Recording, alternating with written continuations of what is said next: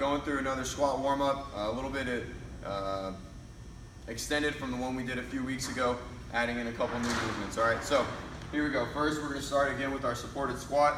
We're going to drop down feet. When we're doing all of this, they're going to be perfectly straight. All right, we want to over-exaggerate a good position, so when we squat normal, it's an easier position. So we're going to start here. We're just going to work active and passive, internal, external rotation. We're supporting ourselves with the rig and the beam, okay? So internal and external 20 times, both sides, all right?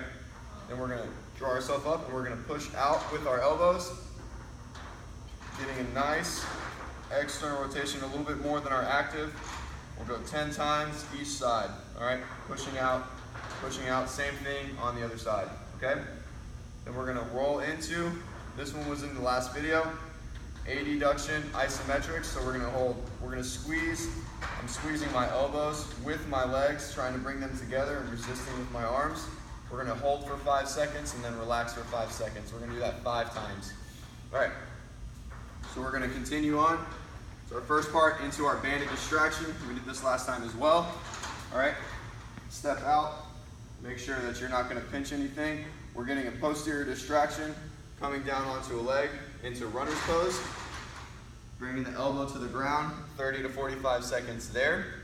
All right, then we're gonna drop down into pigeon pose. We're gonna lay over it, same thing, 30 to 45 seconds there. All right, and we're gonna go into a lateral position, same thing, into a nice, tall runner's pose. And you can internally and externally rotate in this position, all right? So those were in the last video. We're gonna add one more, and this is one of my favorites, or probably is my favorite, is a Cossack stretch. So we're gonna get back on the beam, we're gonna get into a nice wide stance, and we're gonna drop down into what people mostly call a side lunge.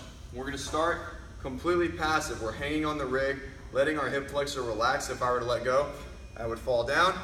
So we're just kind of hanging out here, getting used to being in that bottom position. And again, driving in and out, getting that hip to move well, okay? We're gonna go to the other side, 30 to 45 seconds as well, relaxing more. As you do this a few times, a few days, a few weeks, you're gonna get better at it. So we can use less assistance from our hands until we get strong enough and comfortable enough to where we don't need to support ourselves on the rig anymore, okay? All right, if you'd like, you can progress to having your foot up if you're very flexible. I would rather you keep both your feet pointed straight if we can keep it there, okay? This is gonna be more mimicked of a squat position.